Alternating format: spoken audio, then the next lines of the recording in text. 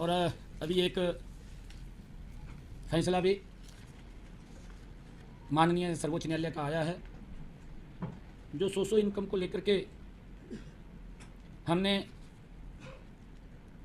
अपने प्रदेश के गरीब विधवाओं, गरीब अनाथ बच्चों और दशकों से सरकारी नौकरियों से वंचित गरीब परिवारों के सदस्यों, विमुक्त जातियों और घुमंतु जातियों के उन गरीब परिवारों को जो न तो शेड्यूल कास्ट में आते हैं और न ही बैकवर्ड क्लास में आते हैं, तथा कच्चे कर्मचारी जो अनुभव के आधार के ऊपर हमने कुछ अंक हमने देने की हमारी वर्ष 2018 से चली आ रही इस नीति को के ऊपर आज सुप्रीम कोर्ट का फैसला आया है।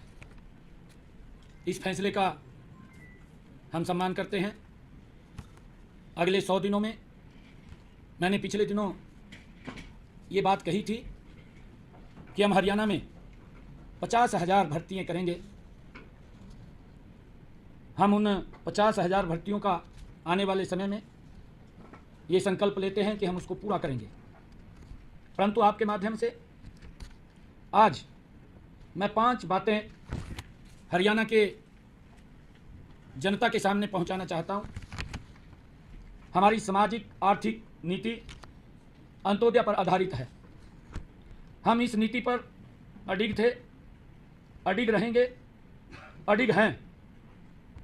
जिन हजारों युवाओं ने आज इस नीति के बल पर हरियाणा सरकार में ज्वाइनिंग की है, किसी को भी निकलने नहीं दिया जाएगा। आज इस फैसले से सीईटी के एग्जाम पर कोई सवालिया निशान नहीं है। कांग्रेस के लोग इस फैसले पर ओछी राजनीति के लिए उल्टे सीधे बयानबाजी कर रहे हैं। वो झूठ फैलाने का काम कर रहे हैं, वो भ्रम फैलाने का काम कर रहे हैं।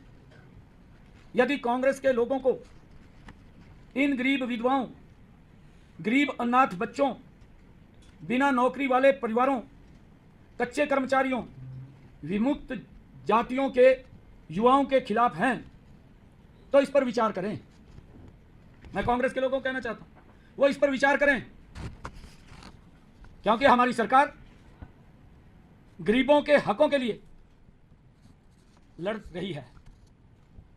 हम इनको अगर जरूरत पड़ी एक विधेयक विधानसभा में ला करके लेकर के आएंगे, ताकि गरीब व्यक्ति के लिए जो अंत्योदय की भावना से हमारी सरकार ने जो गरीब व्यक्ति को लाभ दिया है, हमारी सरकार मजबूती से उन गरीब लोगों के साथ खड़ी है। टस से मस नहीं होगी। चाहे हमें रिव्यू पिटीशन में जाना पड़े, चाहे हमें विधानसभा में विधेयक लेकर के आना पड़े, हम गरीब लोगों के साथ हैं।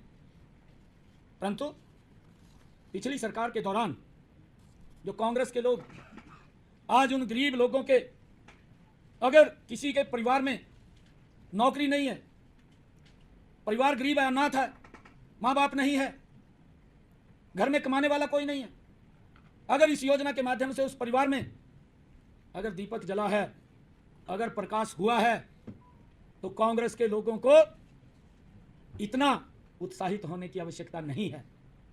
अगर वो इतना उत्साहित हो रहे हैं तो ये कांग्रेस के लोग ये गरीब के विरोधी हैं। ये स्पष्ट इनके इस बयानों से दिखाई दे रहा। मैं उनको आईना भी दिखाना चाहता हूं। जो लोग ट्वीट करके बात करते हैं, जो लोग इस फैसले के ऊपर भ्रम की स्थिति पैदा कर रहे हैं, इनकी सरकार में सरकारी नौकरियों लेने के अंदर भाई भतीजावाद एकदम सर उठा करके दिखाई देता था। क्षेत्रवाद, जातिवाद का बोलबाला था। यह कांग्रेस की सरकार के अंदर था। नौकरियों की बोली लगती थी। जिनके पास ज्यादा पैसा होता था या जितनी ज्यादा पहुंच होती थी, उसी को ही नौकरी मिलती थी। इससे योग्य युवाओं में हताशा और निराशा ये कांग्रेस के समय में युवाओं के अंदर पनप गई थी। युवा पढ़ने की तरफ नहीं, इनके चक्कर काटने में लगा रहता था। माँ बाप भी इनके चक्कर काटने में लगा रहता था, और अपने पड़ोस गांव के लोगों को भी लेकर के इनके चक्कर काटता रहता था कि हमें नौकरी मिल जाए। ये हालात इनके समय के अंदर था। परंतु गरीब व्यक्ति को, जिसके पास पैसा नहीं होता था, बहुत सारा बड़ा वर्ग एक ऐसा था जिसके पास देने के लिए वोट तो थी, परंतु इनके पास उनको देने के लिए नौकरी नहीं थी। किसी भी गरीब व्यक्ति को जिसके पास पैसा नहीं था, एक भी बच्चे को इन्होंने नौकरी नहीं दी, क्योंकि पर्ची और खर्ची से नौकरियां लगती थी, नौकरियों की बोलियां लगती थी, गरीब व्यक्ति की पहुंच से नौकरियां दूर थी। परंतु अगर आज हम देखें, हमने योग्यता के आधार पर बिना पर्ची बिना खर्ची के 1,32,000 नौकरियां देने का काम किया है। 1,32,000। जो लोग ट्वीट करके वाहवाही लूट रहे हैं, उन गरीबों का अपनी सरकार के अंदर तो मजाक करते थे, अगर हमने उनको कहीं गरीब व्यक्ति तो उसको लेकर के भी इनके पेट में दर्द हो रहा है। हमारे युवाओं में आज एक नई आशा और विश्वास का संचार हुआ है। वे नौकरी पाने के लिए किसी नेता की दहलीज के ऊपर हाथ नहीं फैलाना पड़ता।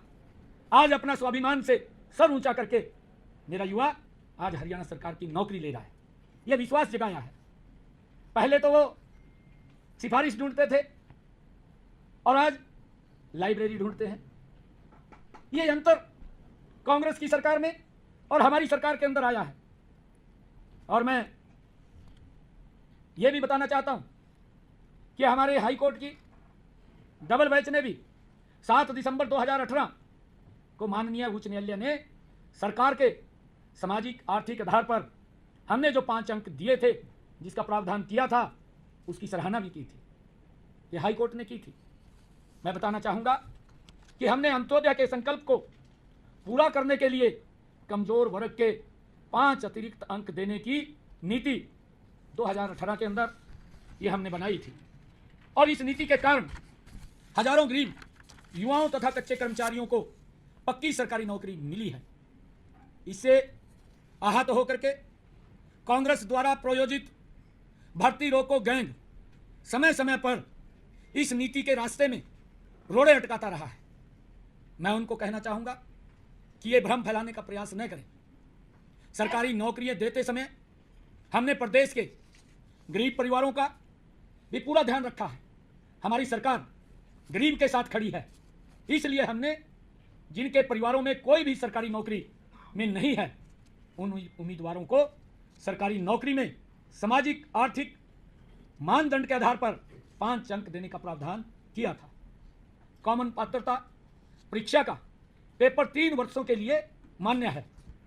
जो हमने पेपर सीईटी का लिया, उस सीईटी के अंदर ये हमारे कांग्रेस के एक ऐसे नेता हैं जिसको जानकारियां भी अधूरी रहती हैं, और वो एकदम से कोई भी निर्णय आता है, उस निर्णय की जड़ों में जाने की बजाय तुरंत एकदम भ्रम की स्थिति और झूठ फैलाने का काम करता है। और उस व्यक्ति ने मैं हैरान इस बात से हूं कि वो बुद्धिजीवी भी बनता है, परंतु किस प्रकार से वो एकदम से उतावला हो जाता है।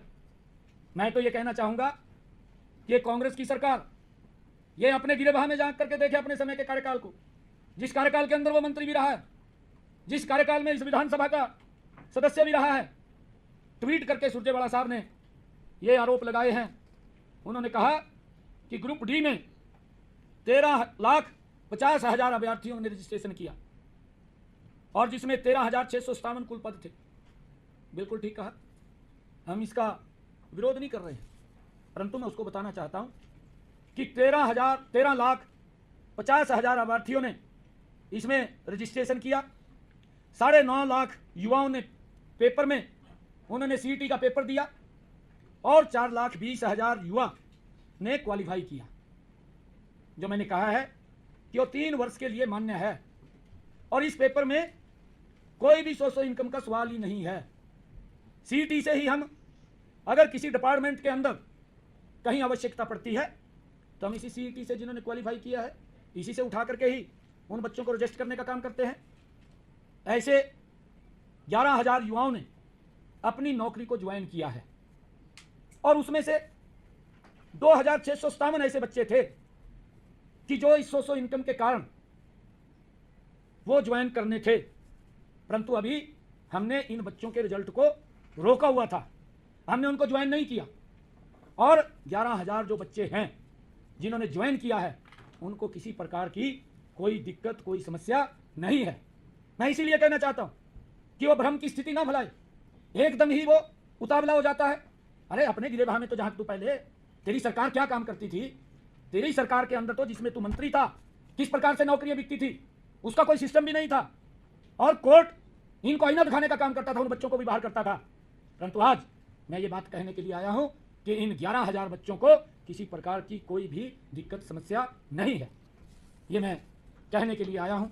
और जहां तक इन्होंने एक और बात की है ग्रुप सी की, ग्रुप सी की भी इसने ट्वीट करके, क्योंकि ये उसकी जानकारी तो इसको होती नहीं है, ऐसी इनके मुखिया हैं पार्टी के, उसको भी कोई लिख करके दे देता है और वो पढ़ करके बोल देते हैं सेम पोजीशन इसकी है, ये भी उसको कोई लिख करके देता है, उसको पढ़ देता है, उसकी जानकारी में नहीं जाता। झूठ फैलाना है, क्योंकि डीएनए के अंदर है झूठ फैलाना, और उसको लेकर के लगातार ये झूठ फैलाने के अंदर लगे हुए हैं। इन्होंने जो ग्रुप सी की नौकरियों के बारे में भी बात कही है, इसमें 10,000 से अधिक युवाओं ने 2,000 पदों के लिए पेपर दिया, वो भी सीईटी से था। ये सीईटी का दूसरा भाग है, और ये भाग वो है जिसमें टेक्निकल बच्चे आते हैं। और जब इनको बुलाया गया, क्योंकि उसके अंदर 4 टाइम हम बच्चों को बुलाते थे, सीईटी के अंदर हमारे पास इतने बच्चे ही नहीं थे कि वो 4 टाइम हम बुलाएं, ये इसको जानकारी भी नहीं है इस बात की कि हम जितने बच्चे हमें बुलाने थे उतने बच्चे क्वालिफाई नहीं किए, क्योंकि उसमें कोई जेई है, कोई लैब अटेंडेंट, वो टेक्निकल आधार के ऊपर ये भर्तियाँ हैं ग्रुप सी की। और जितने बच्चे इसके अंदर आए उन सबको हमने इंटरव्यू के अंदर शामिल किया, उनका पेपर लिया, और उस पेपर के आधार के ऊपर ही हमने उनको इसके अंदर रजिस्ट किया है। अगर कोई इसके अंदर दिक्कत आती है, ये बच्चे ज़्यादा नहीं है, इनका पेपर ही होगा, इन्हीं में से ही होगा, और यही वो बच्चे हैं, एक भी बच्चे को निकलने की इसके अंदर कोई गुंजाइश नहीं है। ये भ्रम की स्थिति फैलाने का काम कर रहे हैं, और मैं आज यही कहने के लिए आया हूँ कि ये लोग अपने गिरेबान में जांच करके नहीं देखते। जो हालात इन्होंने हरियाणा प्रदेश के युवाओं की, युवाओं के माँ बाप की, आज अगर गरीब को कोई लाभ सरकार ने योजनाबद्ध तरीके से किया है, ये हमारा कमिटमेंट है। मैं फिर दोबारा दोहरा रहा हूँ कि हम गरीब के साथ खड़े हैं, उसकी लड़ाई मजबूती से लड़ेंगे।